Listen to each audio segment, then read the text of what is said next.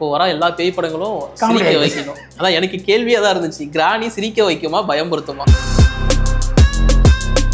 இன்னைக்கு இது மாதிரி ஒரு கேரக்டர் பண்ணுறதுக்கு எனக்கு தெரிஞ்சு வேறு ஆர்டிஸ்டே கிடையாது. அதனால தான் அம்மாவுக்கு வந்து அவங்க ஏஜ் ஃபேக்டரை கூட பார்க்காம காலையில் 8 மணிக்கு உட்காந்தா லஞ்ச் பிரேக் வரைக்கும் மேக்கப்பு, அதுக்கப்புறம் வந்து நடிச்சுட்டு லேட் நைட் அவங்க ரூமுக்கு போனால் இதை உரிக்கிறதுக்கு ஒரு டைம் ஆகும். அந்த கெமிக்கலை ஊற்றி ஊற்றி ஊற்றி அவன் கஷ்டப்பட்டு உரிப்பான், அப்போவுமே அது எரியும். ஊருக்கு வந்து ஒரு டாக்டரை பார்த்து அதுக்கு உண்டான ட்ரீட்மெண்ட்லாம் எடுத்து அங்கேயும் டாக்டர் எனக்கு ஃபோன் பண்ணுறாரு, அது பண்ணக்கூடாது, அவங்க ஃபேஸ்லாம் நாசமாயிரும், இதெல்லாம் விளையாட்டு இல்லை. ஒரு டைலாக்கு ஒரு சீனை ஒர்க் அவுட் பண்ணணும்னா எந்த டைலாக்ல எங்கே பாஸ் விடணும், எங்கே ரியாக்ட் பண்ணணும் அப்படின்றதுலாம் அண்ணன் வந்து ஸ்பூன் ஃபீடிங் ரேஞ்சில் வச்சுருப்பாரு. ஏடா இப்படி படுக்கையா கிடக்கு, சும்மா பிரிஸ்கா பிரைட்டாக இருக்கு மேடா. வழக்கமாக ஆர்ஆர் படங்கள் ஷூட் பண்ணுறப்போ எனக்கு இந்த அமானுஷம் நடந்துச்சு அப்படிங்கிற மாதிரிலாம் கதை சொல்லுவாங்க. அந்த மாதிரி இந்த படத்தோட ஷூட்டிங் அப்போ ஏதாச்சும் நடந்திருக்கா உங்களுக்கு? அந்த வீடே வந்து நீங்கள் ஒரு 6-7 மணிக்கு மேலெலாம் பார்த்தீங்கன்னா நமக்கே ஒரு சின்னதாக அருணாச்சலம் மாயா இஸ் பேக். அருணாச்சலம் மாயா வந்து பயங்கர விஸ்வரூபமாக பேக் எடுத்திருக்காங்க. இந்த படம் வந்ததுக்கப்புறம் அது மறந்து போகும் மக்களுக்கு. ஹலோ மக்களே, இப்போ நம்ம கூட கிராணி படத்தோட டைரக்டர் மற்றும் அந்த படத்தில் ஒரு சூப்பரான ரோல் பண்ணியிருக்கிற திலீபன் அண்ணன் 2 பேருமே இருக்காங்க. அவங்க கிட்ட படத்தை பற்றி நிறைய கேட்டு தெரிஞ்சுக்க போகிறோம். வாங்க. வணக்கம். வணக்கம். எப்படி இருக்கீங்க? நல்லா இருக்கேன், நீங்கள் எப்படி இருக்கீங்க? நான் சூப்பராக இருக்கேன். ஸோ சொல்லுங்க, எப்படி இருக்கு இந்த ஃபீல்? எப்படி இருக்கு? இப்போ கொஞ்சம் பதட்டமாக இருக்கும் ஆக்சுவலாக. நீங்கள் கொஞ்சம் பரபரப்பாகவே இருந்தீங்க அண்ணன். அதாவது ஒரு படத்தை எடுக்கிறது ஒரு பெரிய பிரச்சனை, அதை எடுத்து ஃபஸ்ட் காப்பி ரெடி பண்ணி தியேட்டருக்கு கொண்டு வரது பெரிய பிரச்சனை, அதுக்கப்புறம் அதை ப்ரமோட் பண்ணி மக்கள்கிட்ட கொண்டு போகிறது பெரிய பிரச்சனை. அவ்வளோ பதட்டமும் ஒன்றா சேர்ந்து நாளைக்கு ரிலீஸுன்றதுனால கீழேருந்து மேலே வரைக்கும் ஒதுருது. அந்த பதட்டத்துலையும் இப்போ உங்களோட ஜாலியாக தான் வந்து பேசிட்டு இருக்கீங்க. ஃபர்ஸ்ட் இந்த உங்ககிட்ட கேட்குறேன், கிராணி படத்தை வந்து கதையை எப்படி உங்ககிட்ட சொல்லி உங்ககிட்ட ஓகே வாங்கினாரு? இல்லை, சார் சொல்ல போகும்போது ஒரு ஆர்க்கோ சொன்னார், இந்த மாதிரி அம்மாவோட கேரக்டர் சொல்லி இந்த அம்மாவோட கேரக்டரில் நீங்கள் எப்படி ட்ராவல் ஆகிங்க அப்படின்ற மாதிரி சொன்னார். அப்போ சார்கிட்ட நான் ஒரு ஆப்ஷன் கேட்டேன், சார் இது இப்படி பண்ணால் எப்படி சார் இருக்கும்னு கேட்டேன். அது ஒர்க் அவுட் ஆகும், அது பண்ணிக்கலாம் அப்படின்ற மாதிரி சொன்னார். அந்த கதையில் இவன் வந்து அந்த ஒரு ஆப்போசிட்டில் இருப்பான், அம்மாவுக்கு ஆப்போசிட்டில் இருக்கிறதுனால ஒரு சீனியர் பர்சன் அம்மா அப்படி இருக்க போகும்போது அவங்க கூட சேர்ந்து ஒர்க் பண்ணுறதுன்றது ஒரு பெரிய நம்ம ஒரு பிளெஸ்ஸிங்கு. ப்ளஸ் வந்து சேர்ந்து நம்ம இப்போ சிங்கமொழி என்னெல்லாம் இருக்காங்கன்னு போகும்போது இது ஓகே, இது அந்த வாய்ப்பை நம்ம தவற விடக்கூடாதுன்னு நினச்சேன். நான் உங்ககிட்ட ஒரு கேள்வி, ஃபஸ்ட்டு இந்த கேரக்டருக்கு வடிவுக்கரசி அம்மாவை சூஸ் பண்ணணுங்கிறது எப்படி உங்களுக்கு தாட் தோணுச்சு? நம்ம வந்து ஆர்டிஸ்ட்க்கு ஸ்கிரிப்ட் எழுதுறத விட ஸ்கிரிப்ட் எழுதிட்டு ஆர்டிஸ்ட் தேடும்போது நம்மளுக்கு நிறைய ஆப்ஷன்ஸ் கிடைக்கும். ரெண்டாவது அந்த ஸ்கிரிப்ட் நம்மளுக்கு சொல்லும், இந்த ஒரு ஸ்ட்ரக்சர் சொல்லும். நான் ஜென்ரலாக எல்லா இடத்துலையுமே சொல்கிறது தான், நான் வந்து ரொம்ப புத்தக புழு. நான் கதைகள் படிக்கிறது எனக்கு சின்ன குழந்தைங்க ரொம்ப பிடிக்கும். ஏன் பிடிக்கும் அப்படின்னா, படம் பார்க்குறத விட எனக்கு கதை படிக்கிறது ஏன் பிடிக்கும்னா, கதையில் வர கேரக்டர்ஸை நாம் இமேஜின் பண்ணலாம். இந்த கேரக்டர் இப்படி தான் இருக்கும், இவ்வளோ ஹைட்டில் இருக்கும், இவ்வளோ வெயிட்டாக இருக்கும், இவ்வளோ சாஃப்டாக இருக்கும், நாம் இமேஜின் பண்ணலாம். அது ஒரு பெரிய ப்ளஸ் நம்மளுக்கு. அந்த மாதிரி ஒரு கதை எழுதும்போதும் நம்மளுக்கு அந்த கேரக்டர் வந்து நம்மளுக்கு ஒரு இமேஜினேஷன் வரும், இது இப்படி தான் இருக்கும், இந்த கேரக்டர் இப்படி தான் செயல்படும் அப்படின்னு. இன்றைக்கி இது மாதிரி ஒரு கேரக்டர் பண்ணுறதுக்கு எனக்கு தெரிஞ்சு வேறு ஆர்டிஸ்டே கிடையாது. அதனால தான் அம்மாவுக்கு வந்து அவங்க ஏஜ் ஃபேக்டரை கூட பார்க்காம எனக்காக பண்ணி கொடுங்கம்மா அப்படின்னு கேட்டேன். அவங்க அவ்வளோ கஷ்டப்பட்டு அது பண்ணி கொடுத்தாங்க. நீங்கள் கஷ்டப்படும் அப்படின்னு சொல்லும் போது அந்த மேக்கப் கண்டிப்பாக ஒரு பெரிய டைம் எடுத்திருக்குன்னு நீங்கள் சொல்லியிருந்தீங்க. ஸோ அது எப்படி இருந்துச்சுன்னு அந்த மேக்கப் போடுறப்போ? அந்த அம்மா வந்து ஸ்கிரிப்ட் கேட்கும்போதே பயந்தாங்க. அதுக்கப்புறம் இது என்னப்பா அப்படின்ட்டு அப்புறம் நான் சொன்னேன், இந்த பாடி லாங்குவேஜ்லாம் சொல்லியிருந்தேன்.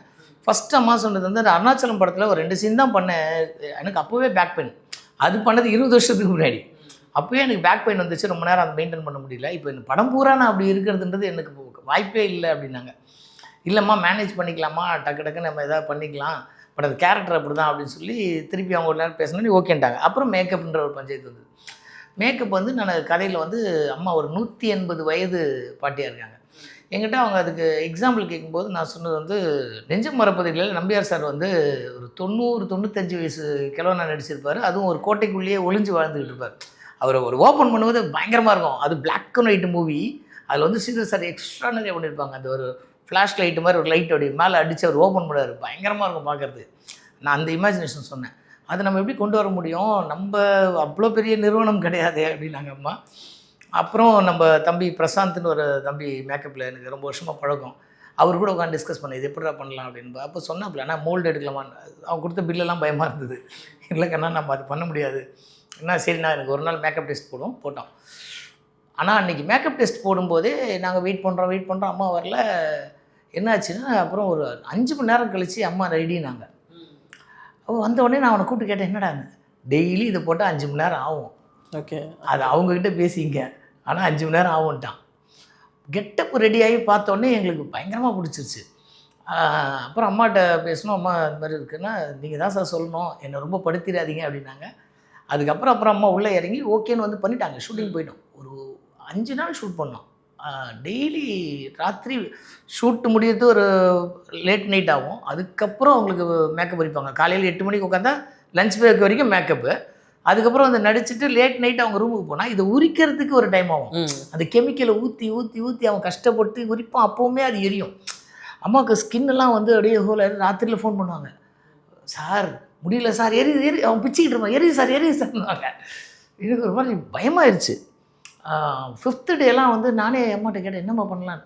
சார் என்னை விட்டுருங்க சார், என்னால் முடியல சார் அப்படின்னாங்க. அப்புறம் உட்காந்து மறுபடியும் அம்மாட்ட பேசி, ஏன்னா அம்மாவுக்கு என் மேலே ஒரு தனி பாசம் உண்டு. ஏன்னா என்ன சின்ன வயசுல இந்த அம்மாவுக்கு தெரியும்.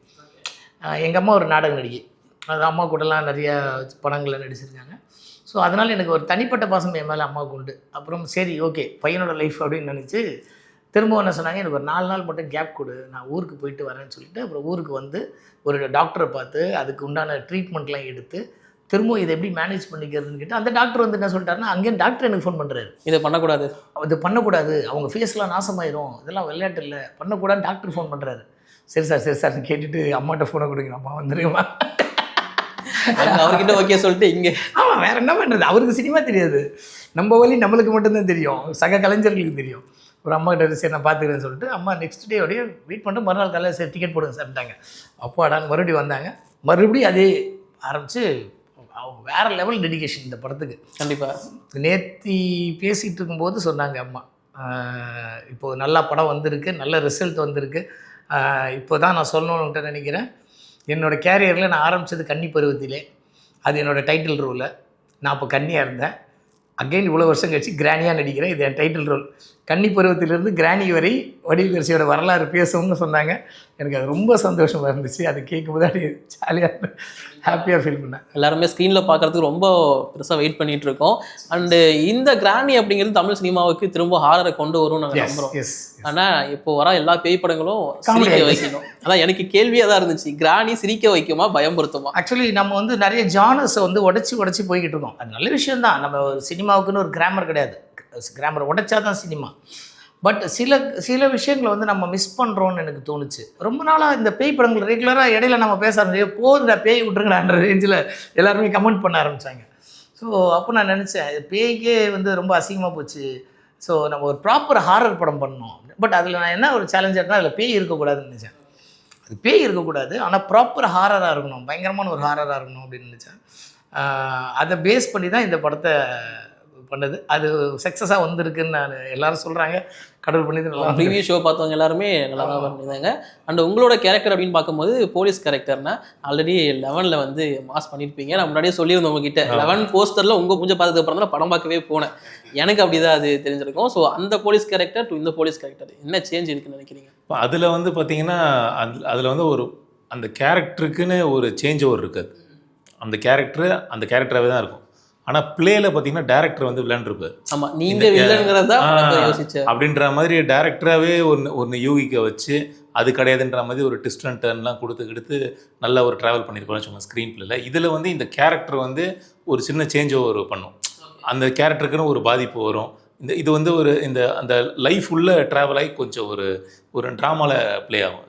ஓகேண்ணா, ஒரு சிங்கம் புலி சாரோட ஒர்க் பண்ண எக்ஸ்பீரியன்ஸ் எப்படி இருந்துச்சு? ரொம்ப கிஃப்டடாக ட்ராவல் பண்ணியிருந்தீங்க. ஆமாம், அண்ணன் கூட ஒர்க் பண்ணும்போது ரொம்ப ஈஸியாக இருந்துச்சு. ஏன்னா வந்து ஒரு டைலாக்கு ஒரு சீனை ஒர்க் அவுட் பண்ணணும்னா எந்த டைலாக்ல எங்கே பாஸ் விடணும், எங்கே ரியாக்ட் பண்ணணும் அப்படின்றதுலாம் அண்ணன் வந்து ஸ்பூன் ஃபீடிங் ரேஞ்சில் வச்சுருப்பாரு. இப்போ அதை நமக்கு சொல்கிறாருன்னு போகும்போது அதை விட வேறு என்ன, அப்படி கொஸ்டின் பேப்பர் அவுட் மாதிரி இதை பார்த்து எழுதிக்கோ அப்படின்ற மாதிரி இருக்கும். ரொம்ப ஈஸியாக இருந்துச்சு. நீங்கள் நோட் பண்ணிக்கலாம்னு தெரியல, நான் நோட் பண்ணேன் 2025 போன வருஷம் தான் உங்களுக்கு அதிக படங்கள் ரிலீஸ் ஆயிருக்கு. ஆமாம், நிறைய படங்கள் பண்ணிட்டே இருந்தாங்க. அப்படியே கொஞ்சம் கொஞ்சமாக அப்படி டக்குன்னு இப்போ 2026 கிராணியில் ஸ்டார்ட் பண்ணியிருக்கீங்க. ஆமாம், இந்த வருஷம் எத்தனை படம் பிளான்ல இருக்கு தெரியல, கடவுள்கிட்ட தான் இருக்கு. ஸோ எங்களுக்கு ஏதாச்சும் எக்ஸ்க்ளூசிவாக இருக்கா இந்த அப்டேட், இந்த படத்துக்காக வெயிட் பண்ணிட்டு இருக்கீங்க அப்படிங்கிற மாதிரி? இல்லை, நிறைய படங்கள் பண்ணியாச்சு, இது எல்லாமே ரிலீஸ்க்காக வெயிட்டிங். இப்போ அவங்க அஃபிஷியலாக அனௌன்ஸ்மெண்ட் பண்ணால் கரெக்டாக இருக்கும். பட் ஹீரோவாக ஆரம்பிச்சிங்க, பட் இப்போ கேரக்டர் ரோல்ஸ் பண்ணிட்டு இருக்கீங்க, திரும்ப ஹீரோவாக நாங்கள் பார்க்கலாமா? இல்லை, அது கதை கேட்டுதுன்னா அது பண்ணலாம் நம்ம டெஃபினட்டாக. நம்ம அதுக்காக நம்ம அப்படியே ஒரு லீடுக்காக மட்டுமே வெயிட் பண்ணாமல் நம்மளும் நிறைய விஷயம் கற்றுக்க வேண்டியது இருக்குது, நிறைய கேரக்டர்ஸ் பண்ண வேண்டியது இருக்குது, நிறைய சப்ஜெக்ட் அட்டன் பண்ணால் தான் நமக்கு அதில் என்னென்னலாம் நம்ம டெவலப் பண்ண வேண்டியது இருக்குது, எதெல்லாம் ரொம்ப வீக்காக இருக்கும்னு தெரிய வரும். நமக்கே நம்மளை ஒரு எக்ஸ்பெரிமெண்டலாக பார்த்துக்கலாம். அதனால் வந்து நிறையா பண்ண தான் ஒரு ஐடியா கிடைக்கும். நிறைய ஜேர்னலில் பண்ணணும்னு நினைக்கிறேன். வழக்கமாக ஆர்ஆர் படங்கள் ஷூட் பண்ணுறப்போ எனக்கு இந்த அமானுஷம் நடந்துச்சு அப்படிங்கிற மாதிரிலாம் கதை சொல்லுவாங்க. அந்த மாதிரி இந்த படத்தோட ஷூட்டிங் அப்போ ஏதாச்சும் நடந்திருக்கா உங்களுக்கு? அது வீடே அப்படி தான் இருக்கும். அந்த வீடே வந்து நீங்கள் ஒரு 6-7 மணிக்கு மேலெலாம் பார்த்தீங்கன்னா நமக்கே ஒரு சின்னதாக ஒரு ஜர்க்கு இருந்துக்கிட்டே இருக்கும். ஏன்னா அந்த மாதிரி ஒரு அமைப்பு. இந்த வீடு மிகப்பெரிய ஒரு கேரக்டர் அந்த படத்தில். அது ஒரு அழகாக அந்த வேர்ல்டு உள்ள கொண்டு போயிடுது டக்குன்னு ஈஸியாக. ஓகே. ஆனால் கிராணி அப்படின்னு பார்த்த உடனே இல்லை ட்ரைலர் பார்த்த எல்லாருக்குமே இது ஒரு பேய் படம் அப்படிங்கிற ஒரு இதாக இருக்கும். பட் நீங்கள் பேய் படமே இல்லை அப்படின்னு சொல்லிட்டு ஆமாம், எப்படி பயமுறுத்த போகிறீங்க? பேய் அப்படிங்கிறது மனிதன் செத்தாதானே பேய். செத்து போனதுக்கப்புறம் ஆக்சுவலி அவனுக்கு ஒன்றுமே இல்லை, அது பேயின்னு சொல்கிறது. ஆனால் உயிரோடு இருக்கிற மனுஷன் தான் ஆபத்தானவன் இல்லையா? அவன் வந்து தன் நிலையிலேருந்து மாறிட்டான்னு வச்சுங்க, ஏதோ ஒரு குறிக்கோளோடு அவன் முடிவு பண்ணிட்டான்னு வச்சுங்க, அவனோட பேய் இந்த உலகத்தில் கிடையாது, மனுஷனோட. ஸோ அப்படி ஒரு குறிக்கோளோட தன்னிலை சமநிலை தவறுன ஒரு கேரக்டர் தான் இந்த கேரக்டர் மெயின் பில்லர். ஓகே. நான் அப்படி பார்க்கும்போது படத்தில் நிறைய கேரக்டர்ஸ் இருக்காங்க, நிறைய ஆர்டிஸ்ட் இருக்காங்க, எல்லாருக்கும் சாட்டிஸ்ஃபை ஆகிற அளவுக்கு இங்கே இல்லை. இதில் நிறைய கேரக்டர்ஸ் ஆக்சுவலி இல்லை இந்த படத்தில். இதில் இருக்கிறவங்க எல்லாருமே பார்த்தீங்கன்னா இம்பார்ட்டண்ட்டான கேரக்டர்ஸ். மொத்தமே அந்த 7 கேரக்டர் தான் படம் ஃபுல்லாகவே ட்ராவல் ஆகும்.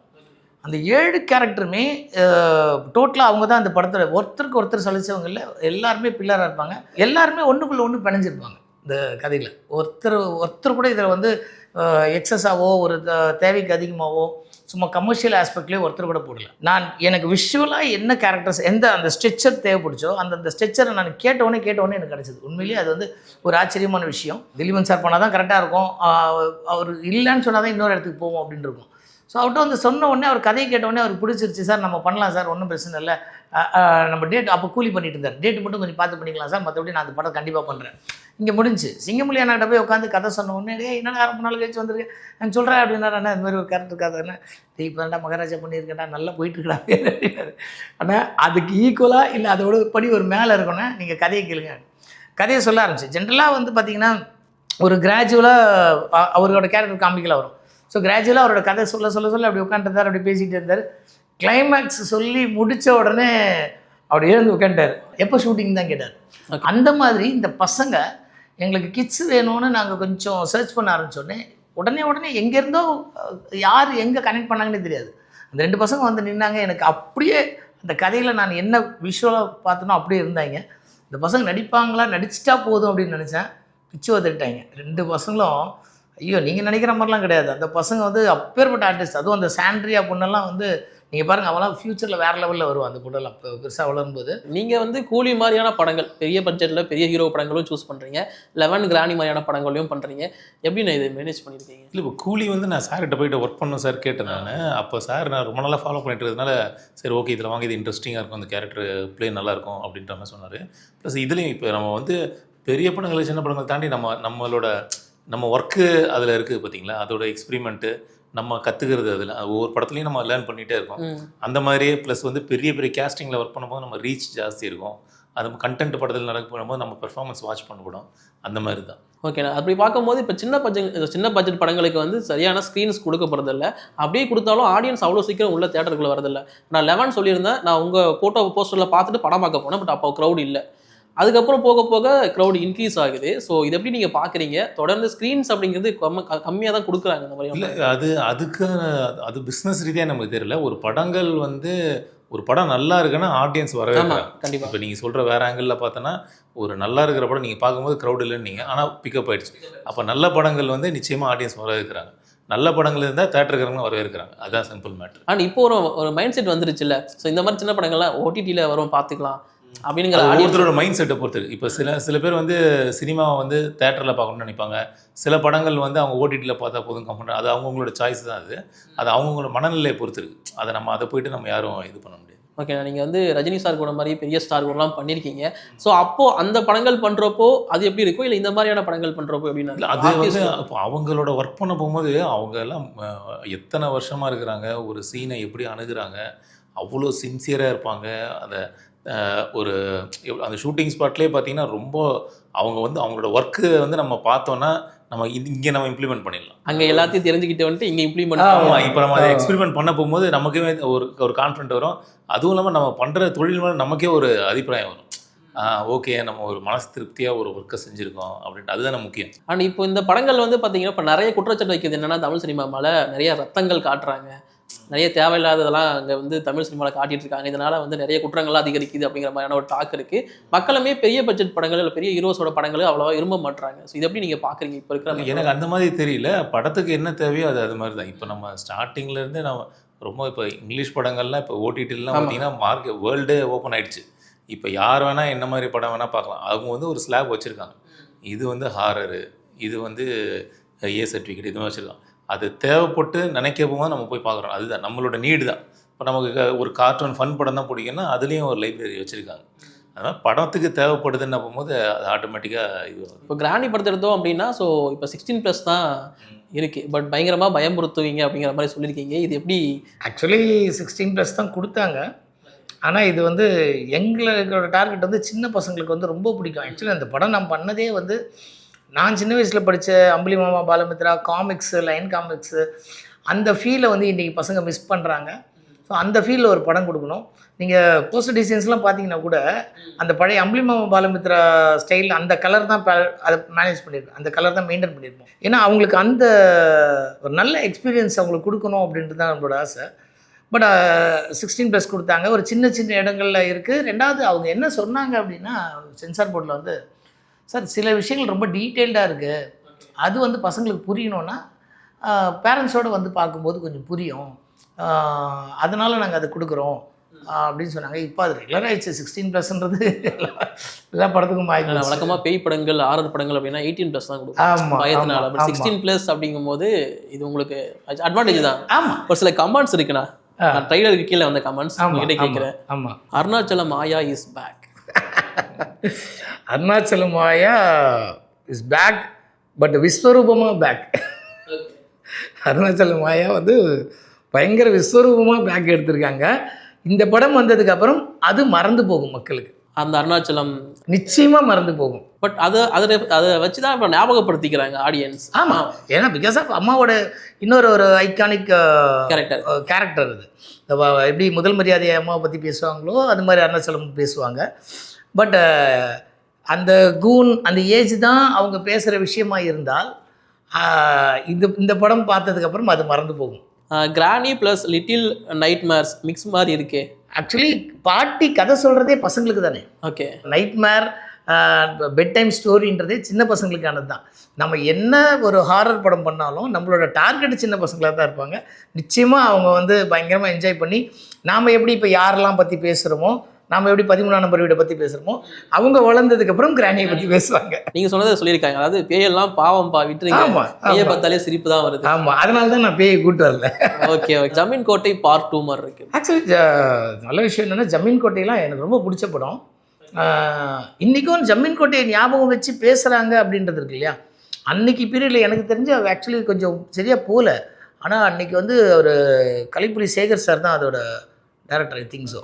கலைப்புலி சேகர் சார் வேறு லெவல் படம் அது. ஜமீன் கோட்டை வந்து அப்படியே அலர்விடும்.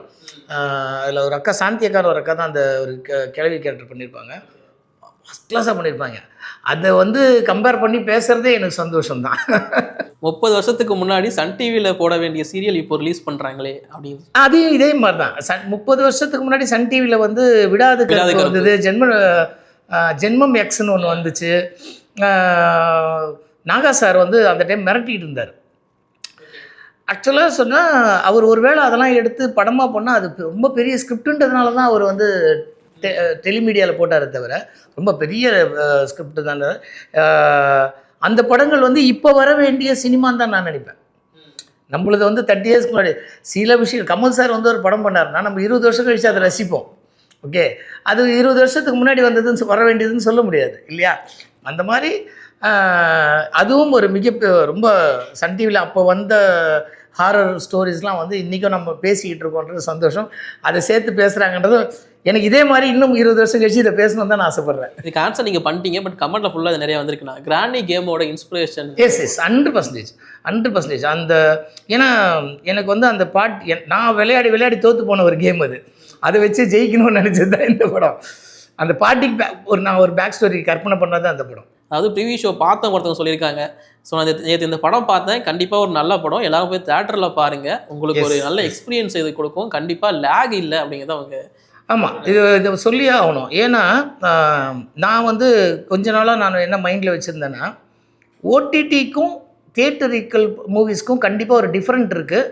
அது வந்து இப்போ பிஸ்னஸாக இருக்கிறதுனால எல்லா படமும் பண்ண உடனே எடுத்துகிட்டு போய் ஓடிடியில் கொடுக்குறோம், ஓடிடியில் பார்க்குறாங்க, இங்கே பார்க்க முடியாதவங்க அங்கே போய் பார்க்குறாங்கன்றது இது ரெகுலர் பேட்டர்னாக இருக்குது.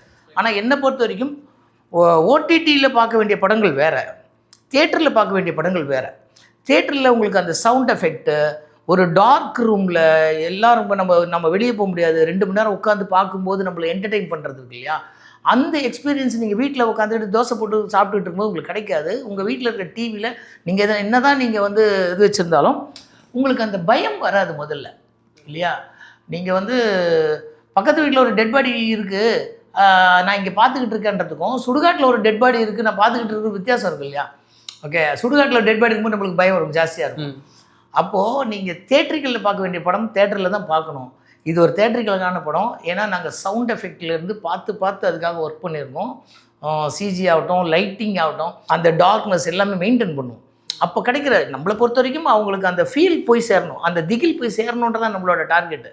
அதையே அவங்க மிஸ் பண்ணி நாங்கள் வந்து டிவியில் உட்காந்துட்டு அதை பார்க்குறோம் அப்படின்னா அதுக்கு நம்ம ஒன்றுமே பண்ண முடியாது. இப்போ ஃபோட்டோ செக்மெண்ட் போயிடலாம். ஃபஸ்ட்டு உங்களுக்கு தான் அமீர் கான் சார் கூட இருக்கிறது. ஆமாம், அப்படியே பார்த்தீங்கன்னா இன்னொரு ஃபோட்டோ அதே ட்ரெஸ்ஸில் எடுத்துருக்கீங்க. ஆமாம். சொல்லுங்கண்ணா, இது எப்படி? அது கூலியோட கிளைமேக்ஸ் எடுத்தாங்க. அப்போ அந்த போர்ஷனில் நான் இருந்தேன். நான் அப்போ எனக்கு வேறு ஒரு இது எடுத்துருந்தாங்க. அப்போ அமீர் கான் சொல்கிற என்ட்ரிலலாம் வந்திருப்பேன். நான் உபேந்திர சார்லாம் வந்திருந்தார், அந்த டைமில் எடுத்தது. ஓகேண்ணா, அது ரஜினி சார் கூட ஃபோட்டோ நிறைய நீங்கள் எடுத்து வச்சுருக்கீங்க. ஸோ ஆரம்பத்தில் ஃபஸ்ட் டைம் அவர் கூட ஃபோட்டோ எடுக்கிறது இல்லை நடிக்க போகிறோம் அப்படிங்கிற போது எப்படி இருந்துச்சு உங்களுக்கு அந்த ஃபீல்? இல்லை, ரொம்ப இது ஃபஸ்ட்டு ஒரு சின்ன பயம் இருந்துச்சு. அப்புறமா இந்த கேரக்டர் தான் பண்ணுறோன்னு போது இன்னும் பயம் ஜாஸ்தி ஆயிடுச்சு. இப்போ காலால் அப்போவே நான் வீட்டிலலாம் யார்கிட்டையுமே சொல்லலை. சரி, பெரிய படங்கள் திடீர்னு கடைசியில் என்ன வேணா ஆகலாம், நம்ம வந்து ஒன்று இதெல்லாம் எக்ஸ்பீரியன்ஸ் எனக்கு இருக்குது. அதுக்கப்புறம் அது ஃபோட்டோ ஷூட் எடுத்தாங்க காலா. அதுக்கப்புறமா தான் நான் வீட்டிலேயே சொன்னேன். அதுக்கப்புறமா கொஞ்சம் கொஞ்சமாக சார் வந்து ரொம்ப ஜாலியாக பேசுவார். அதனால் நம்ம அந்த பதட்டத்தில் இருந்தோம்னா கண்டுபிடிச்சிட்டு அதை வந்து இது பண்ணிவிடுவார், கிளியர் பண்ணி கொஞ்சம் ஜாலியாக இருக்கிற மாதிரி செட் பண்ணிவிடுவார். இந்த ஃபோட்டோ பற்றி சொல்லுங்கள். இது வந்து இந்த ஸ்னேக் அண்ட் லேடர்னு சொல்லிட்டு ஒரு வெப் சீரிஸு நம்ம ஸ்டோன் பெஞ்சோட ப்ரொடக்ஷனில் பண்ணது. இது அதில் வந்து ஒரு ரொம்ப புதுசாக இருக்கீங்க. இவன் வந்து அந்த கேரக்டர் வந்து சும்மான திடீர்னு பணம் வந்தால் ஒருத்தன் என்ன பண்ணுறதுனே தெரியாமல் ஒரு இருப்பான் பார்த்தீங்களா, அந்த மாதிரி ஒரு கேரக்டர். அது நல்ல புது லுக்காக இருந்துச்சு. ஓகேண்ணா, இந்த ஃபோட்டோ இது வந்து ஆக்சுவலாக வந்து விபி சாரே கிடையாது அது பக்கத்தில். ஓகே, அது விபி சார் இருக்கிற மாதிரி அது ஏஐ பண்ணோம். ஏன்னா வந்து அந்த கோட்டில் வந்து நிறைய ஏஐ இதுதான் இருக்கும். அதனால் அந்த இடத்துல நின்று நம்ம இப்படி பண்ணோன்னா ஆட்டோமேட்டிக்காக விபி சாரை மேட்ச் பண்ணி அதை கொடுத்துருவோம். அது ஒரிஜினலே கிடையாது. ஆமாம், ஒரிஜினல் கிடையாது. இப்போ ஏஐ அப்படிங்கிறது வந்து டாமினேட் பண்ணிட்டு இருக்குல்ல, இப்போ ஏஐலே புதுசாக சீரீஸ்லாம் ரிலீஸ் பண்ண ஆரம்பிச்சிட்டாங்க. இதை எப்படி பார்க்குறீங்க நீங்கள்? ஏஐ வந்து அது இப்போ ஸ்டார்டிங்கில் அது மாதிரி இருக்கும், எப்படி அதை ஹேண்டில் பண்ணுறதுன்ற மாதிரி எல்லாருமே அதை ஹேண்டில் பண்ணுற மாதிரி அது ப்ராப்பராக அதுக்கான வழிமுறைகள்லாம் வந்துச்சுன்னா ரொம்ப ப்ளஸ்ஸாக தான் இருக்கும். உங்களுக்கான ஒரு ஃபோட்டோ பாக்யராஜ் சார் வந்து ஃபஸ்ட் டே வந்தார் ஸ்பாட்டுக்கு. அவர் வந்து ஆக்சுவலி கதைப்படி அவர் வந்து நாரதர். ஓகே, ஆனால் அவர் ஒரு மாறு வேஷத்தில் ஐயராக இருப்பாருன்னு இருக்கும். ஃபஸ்ட்டு டே அவரை வச்சு தான் ஷூட் பண்ணேன். அவர் எனக்கு இந்த சீன் தான் ஃபஸ்ட்டு டே ஷூட் பண்ணேன். வந்தார், கேரவுண்டில் போய் பார்த்துட்டு சார் டீட்டெயிலாக சொல்லி தான் சார் சீன் சொல்லிவிட்டு ரெடி ஆகிடுங்க சார்னு சொல்லிவிட்டு வந்துட்டேன். அப்புறம் கொஞ்ச நேரம் பார்த்து அசிஸ்டண்ட் வந்தார். சார் கூப்பிட்றாரு, என்ன இல்லை சார் சீன் பேப்பர் கேட்டார் அப்படின்னாரு. நான் சரி ஓகே நான் வரேன் போ அப்படின்னு சொல்லிட்டு போனேன். சார் சொல்லுங்கள், என்னங்க சீன் பேப்பர் கேட்டேன், நீங்கள் சொல்லுவீங்க அப்படிங்கிறாங்க அப்படின்னாரு. இல்லை சார் அதுதான் சார் நான் சொன்னேன் சீன் அதான் சார், நான் வேணா இன்னொரு சொல்லுவேன். அது இல்லைங்க அது கரெக்டாக தான் சொன்னீங்க, பேப்பர் பார்த்தா எதாவது நான் கூட குறைக்க எதாவது பண்ணேன்னா நான் பார்த்து பண்ணுவேன்ல அப்படின்னாரு. சரி சார் ஒரு நிமிஷம் பேப்பர் கொடுறேன் அப்படின்னு வாங்கி கடை நான் சீனை எழுதி கையில் கொடுத்தேன். என்னங்க எழுதி கொடுக்குறீங்க அப்படின்னாரு. இல்லை சார் இதான் சீனு, நீங்கள் பார்த்துட்டு வந்துடுறேன் சார் நான் போகிறேன்ட்டு மறுபடியும் போய் ஷார்ட் ரெடி பண்ணிட்டேன். ஃபுல்லாக ஷூட் முடிச்சு அன்றைக்கி ஈவினிங்கை சார் முடிஞ்சிச்சு சொன்னேன். கூப்பிட்டாரு. நான் வந்து இந்த மாதிரி ஒரு ஒர்க்கு பார்த்ததில்ல, எந்த பேப்பரில் உங்ககிட்ட நீங்கள் பாட்டுக்கு எடுத்துக்கிட்டே இருக்கீங்க, ஆனால் எல்லாமே கரெக்டாக எடுக்கிறீங்கன்றது எனக்கு பார்க்கும்போதே தெரியுது. மணிவண்ணன் சார் இந்த மாதிரி நான் பார்த்துருக்கேன், ஆர் சுந்தரராஜன் சார் பார்த்துருக்கேன், அதுக்கப்புறம் உங்களை தான் பார்க்குறேன், நீங்கள் நல்லா வருவீங்க அப்படின்னு எனக்கு ஆசீர்வாதம் பண்ணார். எனக்கு அன்றைக்கி ஒரு பெரிய நம்பிக்கை இருந்தது. சரி எப்படி சினிமா நம்மளை காப்பாற்றிடுவோம், ஏன்னா சினிமாவே ஆசீர்வாதம் பண்ணிடுச்சு, அவரை தாண்டி சினிமா இல்லை. பெரிய எக்ஸ்பீரியன்ஸ், பெரிய மொமெண்ட்டாக இருந்தது. பெரிய மறுபடியும் பேசி வர காட்டிங்க. திசா தட் இருக்கு 2 பேருக்கு தனித்தனியாக வச்சிருக்கேன். ஸோ உங்களுக்கு அப்புறம் வர நான் அவர்கிட்ட கேட்டுடுறேன். ஸோ டைரக்டராக வந்து ஸ்கிரிப்ட் அதில் இருக்கிறத பண்ணால் பிடிக்குமா இல்லை இம்ப்ரவைசேஷன் பண்ணால் பிடிக்குமா ஆர்டிஸ்ட்? நம்மளுக்கு வந்து எண்ட் ஆஃப் டே ஜெயிக்கிறது டேரக்டர் தான். ஒரு படம் நல்லா வந்தால் ஜெயிக்கிறது டேரக்டர் தான். ஸோ பல பேர் சஜஷன் சொல்லுவாங்க, அதை நம்ம கேட்டுக்கணும். அதில் எது வேணும் எது வேணான்றது டிசைட் பண்ணுறது நம்ம தான். பட் காதை மூடிக்கிறதும் பெரிய தப்பு, எல்லாத்தையும் உள்ளே போட்டுக்கிறதும் பெரிய தப்பு. அது எப்படி ஃபில்டர் பண்ணி எது எடுத்துக்கணுன்றது நம்மளுக்கு தெரியணும். ஆமாம். பட் அதனால நல்ல, ஏன்னா பெரிய சீனியர்ஸ் இருக்காங்க, எக்ஸ்பீரியன்ஸ் இருக்காங்க. நம்ம வந்து 2 படம் எடுக்கிறோம், நம்மளுக்கு அந்த 2 படத்துக்குள்ள நடந்த எக்ஸ்பீரியன்ஸ் தான் தெரியும். இவங்க 20 படத்துக்கு 200 படத்துக்கு போயிட்டு வராங்க. அப்போ இவங்க சொல்கிறது நம்ம காது கொடுத்து கேட்கணும். அதனால் அது தப்பே கிடையாது. ஓகேண்ணா. தியேட்டரா ஓடிடியா? தியேட்டர். அது ஓடிடி ஒரு விஞ்ஞான வளர்ச்சி, அது நம்ம தப்பு சொல்ல முடியாது. அது ஒரு எக்ஸ்பீரியன்ஸ். ஆனால் இந்த வித்தியாசம் மக்களுக்கு புரியணும், சினிமா எடுக்கிறவங்களுக்கே புரியணும். நாங்கள் ஓடிடிக்காக படம் எடுத்துகிட்டு இருக்கோம், நம்ம வந்து தியேட்டருக்காக படம் எடுத்துகிட்டு இருக்கோம்னு புரிஞ்சே படம் எடுக்கணும். என்ன கேட்டால் சைலன்ஸா இல்லை பேக்ரவுண்ட் ஸ்கோரா? Background score silent. அதாவது அது பெரிய ஜீனியஸ். இதில் வந்து டி ஜானகிராமனா ராஜேஷ்குமாரான்னு கேட்டிங்கன்னா 2 பேருமே வேணும். ஜெயகாந்தனா பட்டுக்கோட்டை பிரபாரான்னு கேட்டிங்கன்னா 2 பேருமே வேணும். இதில் என்ன எக்ஸ்பெரிமெண்ட் பண்ணலாமோ அதில் பெரிய எக்ஸ்பெரிமெண்ட் பண்ணலாம். ஓகே, ஸோ 2த்துலேயுமே நம்ம என்ன பண்ணுறோன்றதை பொறுத்து. ஓகேண்ணா. காமெடி சீனா எமோஷனல் சீனா? அதை சேம் தான் சொல்லணும். ஆனால் அப்பப்போ காமெடி பண்ணிக்கலாம். ஆனால் எமோஷன் வந்து ரொம்ப இம்பார்ட்டண்ட்டு. சினிமா வந்து எமோஷன் நம்மளுக்கு காந்தியை சொல்லி கொடுத்ததும் சினிமா தான், கடவுளை காமிச்சதும் சினிமா தான். ஸோ எமோஷன் நம்மளை வழி நடத்தும், காமெடியை நம்ம ரிலாக்ஸ் பண்ணோம். அது வச்சுக்க 2மே தேவை. ஓப்பனிங் சீனா கிளைமேக்ஸா? இப்போலாம் ஓப்பனிங் சீனே கிளைமேக்ஸ் தானே. அது இல்லைன்னா நீங்கள் படமே பார்க்கறது இல்லையே. கரெக்டு தான். ஆனால் உங்களுக்கு ரஜினி சார் படங்கள் திசா தட் சொல்லலாம், கூலியா தில்லு முள்ளுவா? கூலியா தில்லு முள்ளுவா? ஆக்சுவலாக வந்து நீங்கள் ஒரு ரசிகராக ரசித்த படம். ஆக்சுவலாக வந்து இப்போ 2 விதமாக சொல்லலாம். இப்போ ரஜினி சார் வந்து அப்போவே சொல்லியிருக்காங்க, இந்த மாதிரி வந்து அவர் ரொம்ப ஹார்டாக ரொம்ப ரஃப் அண்ட் டஃப்பாக இருந்த அந்த டைமில் ஒரு டைரக்டர் வந்து அவரை சேஞ்ச் பண்ணி விட்டார். ஒரு பெரிய பாலச்சந்திர சார் மாதிரி அவங்க வந்து தில்லுமுள்ளு வந்து சாரை வந்து ஒரு சேஞ்ச் பண்ணி வேறு லெவல் பண்ணி விட்டாங்க. அந்த மாதிரி பாயிண்ட் ஆஃப் வியூ போகும்போது தில்லுமுள்ளு. கூலி வந்து ஒரு ஃபேன் பாய் மூமெண்ட். அப்போ தலைவர் நடந்தால் ரசிப்போம், பேசினா பார்த்தா அந்த மாதிரி ஒரு கூலியா தில்லுமுள்ளுன்னு சொன்னீங்கன்னா நான் அடுத்துக்கு போக முடியும். இல்லை அதான் இப்போ நான் நம்ம ஃபேன் பாயாக இருந்தோன்னா கூலி. ஒரு நம்ம வந்து நான் கற்றுக்கணும் நம்ம ஒரு இது அப்படின்றது தான் தில்லுமுள்ளா வச்சுக்காங்க. தில்லுமுள்ளுவா தளபதியா? நீங்கள் ஆர்டர் வச்சுருக்க இருக்கு. தில்லுமுள்ளுவா தளபதியா? நீங்கள் சொல்லுங்க. தளபதி. தளபதியா பாட்ஷாவா? பாஷாவா படையப்பாவா? பாஷா. பாஷாவா ஜெயிலரா? பாஷாவா எந்திரனா? எந்திரனா சிவாஜியா?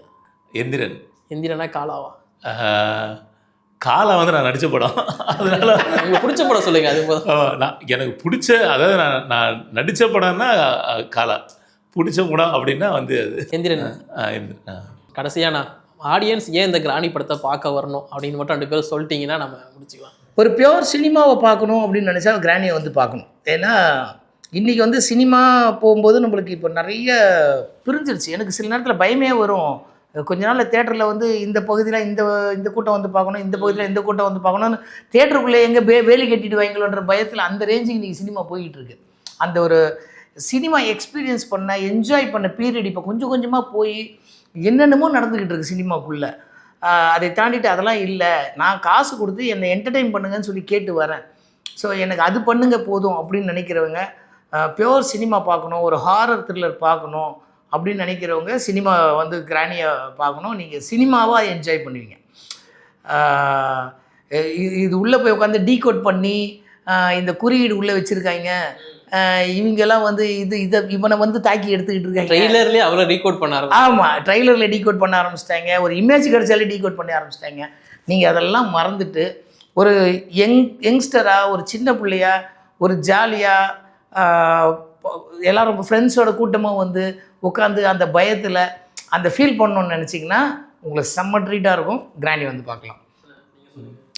இந்த படம் வந்து தேட்டரில் பார்க்குறதுனால இந்த படத்தில் என்ன ஒரு பெரிய அந்த விஷுவலு ப்ளஸ் வந்து அந்த ஆர்ஆர் சவுண்ட் எஃபெக்ட், அந்த மியூசிக்கு, இதோடு சேர்ந்து அந்த திகில், அந்த எக்ஸ்பீரியன்ஸ். இப்போ நீங்கள் வந்து ஒரு எக்ஸிபிஷன்லாம் போகிறீங்கன்னா வந்து ஒரு கோஸ்ட் ரைடு மாதிரி இருக்கும். ஒரு சின்னதாக அந்த ஒரு ஹவுஸ் உள்ளெல்லாம் போவீங்க, அந்த கோஸ்ட் ஹவுஸ், அந்த மாதிரி போகும்போது ஒரு எக்ஸைட்மெண்ட்டு, உள்ளே போகணுன்ற ஆசையும் இருக்கும்.